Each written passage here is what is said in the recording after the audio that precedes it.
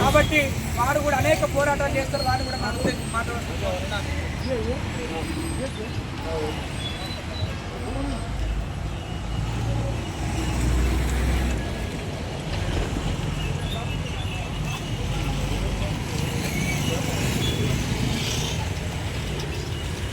ముందుగా ఎన్నో కళలతోటి రాష్ట్రాన్ని సాధించుకున్నప్పటికీ నేటికి ఈ ప్రభుత్వాల్లో ఈ పాలకుల దగ్గర ఇగో ఈ పెన్షన్స్ని మన హక్కుల గురించి పోరాడాలి. రోజు రోజుకి ఎక్కువైతుంది కదా, తగ్గట్లేదు. స్వరాష్ట్రం సాధించుకుంటే మన రాష్ట్రంలో మనం పరిపాలించుకోవచ్చు. అనేక రంగాలతో పాటు సినీ రంగం కూడా ఒక చాలా ప్రాముఖ్యమైనది. మరి అలాంటి రంగంలో కూడా 24 ఫ్రెండ్స్లో పనిచేస్తున్నటువంటి ఎస్సీ ఎస్టీ బీసీ మైనార్టీలు, పేదవర్గ ప్రజలు, కార్మికులు మరి వీళ్ళను కూడా మోసం చేసి దగా చేసి పక్కం కట్టుకుంటా ఉంటే మరి ఇక్కడ జరుగుతున్నటువంటి అన్యాయాల మీద ఏ రకంగా మనం ముందుకు పోవాలి? అందుకనే సేవాలాల్ సేన ఎప్పటికీ అండగా ఉంటుంది. గౌరవ పెద్దలు రెడ్డి సుధాకర్ గారు కావచ్చు, నవోదయ పార్టీ అధ్యక్షులు పటేల్ గారు కావచ్చు, చాలామంది మిత్రులు పెద్దలు చాలామంది ఉన్నారు. మరి మనకు రావాల్సినటువంటి వాటా మనకు రానప్పుడు మనం ఏం చేయాలి?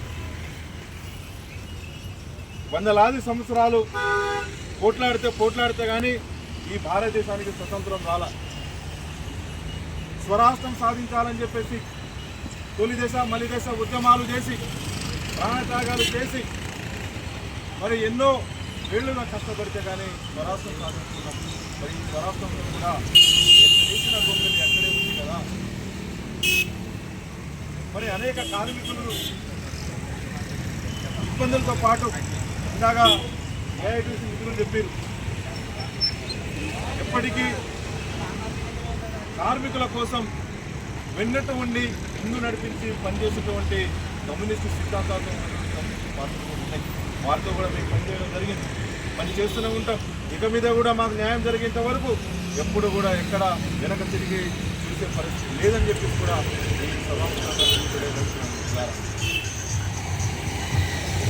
ఎన్నేళ్ళైనా ఎన్నాళ్ళైనా ఈ గోస ఈ యొక్క ఆలోచనల నుంచి మనను తప్పించే ఆ భగవంతుడు కూడా మరి సహకరించట్లేదు. ఎందుకో ఒక్కోసారి కళ్ళమ్మటి నీళ్ళు వచ్చే పరిస్థితి. ఎన్నిసార్లైనా ఇబ్బందులు పడుకుంటూ ఇంకా మన హక్కుల గురించి పోట్లాడి టెంటులు వేసుకొని ఇబ్బందులు పడి మనని ఇట్లా చూపించి దొడ్డిదారిన వెనకదారిన లక్షలాది కోట్ల రూపాయలు గండుకునేటువంటి ఒక మోసపూరితున్నటువంటి ఈ యొక్క రాజ్యంలో వెళ్తున్నటువంటి వ్యక్తులను భరతం పట్టే రోజు మరి వచ్చిందనే అంశాన్ని కూడా గుర్తు చేయదలుచుకున్నా.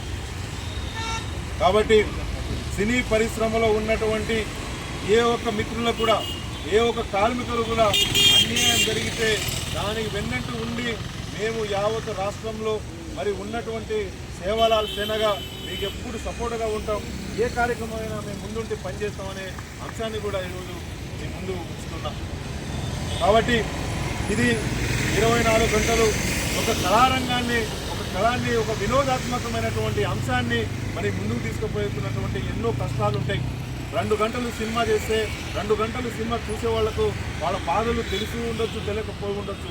కానీ ఆ 2 గంటల సినిమా 2.5 గంటల సినిమా చేయడానికి వెనకాల ఎంతోమంది నా ఎస్సీ ఎస్టీ బీసీ మైనార్టీలు మరి అణగారిన వర్గాల ప్రధానికము అందరం కలిసి కట్టుగా పనిచేస్తేనే ఆ యొక్క 2 గంటల సినిమా కూడా ముందుకు వస్తుంది. కానీ వాళ్ళకు ఆ గుర్తింపు కూడా ఉండదు. అటు గుర్తింపు లేకపోయే, ఇటు వాళ్ళ రావాల్సినటువంటి వాటా రాకపోయే, వాళ్ళకు ఇబ్బందులకు మళ్ళా వాళ్ళకు అవకాశం లేకుండా చేస్తూ ఉన్నారు. మరి దీన్ని తస్మత్ జాగ్రత్త. గతంలో చెప్పినటువంటి గత ప్రభుత్వం అదే రకంగా మోసపూరితమైనటువంటి కార్యక్రమాలు చేసుకుంటూ ముందుకు పోయింది.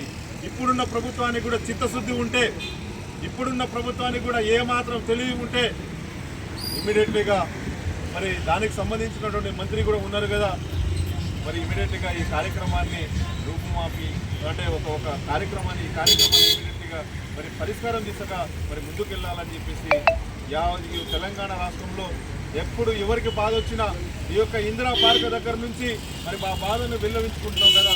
మీడియా రకంగానో మీ దగ్గర మీ చేతిలో ఇంటెలిజెన్స్ వ్యవస్థ ఉందో, పోలీస్ వ్యవస్థ ఉందో వాళ్ళ దగ్గర నుంచి తెలుసుకోండి. దాదాపుగా లక్షల కోట్ల రూపాయలు కుంభకోణం జరుగుతుంది. ఒక రోజున ఇక్కడ లక్షలాది మంది అమాయకులు మరి ఇక్కడ ఇబ్బంది పడతా ఉంటే మరి ఏదో నిమ్మకు నీరెత్తినట్టు మరి చోద్యం చూస్తున్నటువంటి ప్రభుత్వాన్ని కూడా కడగదలిచాం ఈ సభ. కాబట్టి ఇక్కడ కూడా ఎవరికి అన్యాయం జరిగినా, ఎక్కడ ఏ ఇబ్బందులు కలిగినా మరి సేవాలాల్ సేనగా జతకట్టి వారితోటి ముందుకెళ్తామని చెప్పేసి అంశాన్ని కూడా మరి తేటతెల్లం చేస్తూ మరి ఎక్కడ ఆగేది లేదు. ఇదే కార్యక్రమం కాదు, ఇలాంటి కార్యక్రమాలు ముందు స్థాయిలో తీసుకుందాం. ఇమ్మీడియట్గా ఏదైతే ప్రభుత్వాలు మెడలు వంచుదాం, ఏదైతే మంత్రి మనకు అన్యాయం జరుగుతుందో ఈ విషయాన్ని పట్టించుకోవట్లేదో వాళ్ళ దగ్గర పోదాం. అవసరమైతే సినీ పరిశ్రమలో ఉన్నటువంటి మేధావులు పెద్దోళ్ళని చెప్పేసి అనుకుంటున్నారు కదా, వాళ్ళను కూడా మరి ఈ రకంగా దీని మీద సమాధానం చెప్పేదాకా చూద్దాం. ఒకవేళ సమాధానం చెప్పని మరి సమాధానం రాని పక్షంలో వాళ్ళని కూడా ముట్టడిద్దామనే అంశాన్ని కూడా ఈరోజు సభాముఖంగా చెప్తున్నాను మిత్రులారా. కాబట్టి ఎక్కడ తగ్గేది లేదు, మనం కోట్లాడితే పోయేది ఏం లేదు.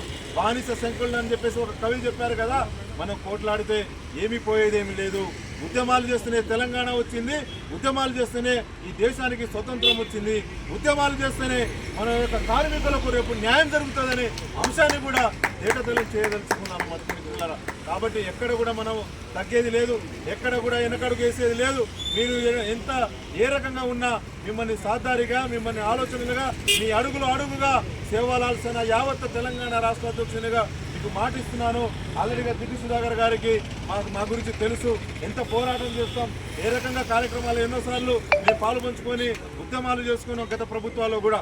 కానీ ఏ ప్రభుత్వం వచ్చినా, ఎలాంటి ప్రభుత్వాలు వచ్చినా మరి ప్రజలను మమ్మల్ని ఇబ్బంది పెట్టే రకంగా వస్తున్నాయి ప్రభుత్వాలు తప్ప ఈ యొక్క ప్రజల సమస్యలను పరిష్కారం చేసే దిశగా ఏమాత్రం అడుగు ఏట్లేదని చెప్పేసి మాత్రం మరి మనకు స్పష్టంగా తెలుస్తుంది.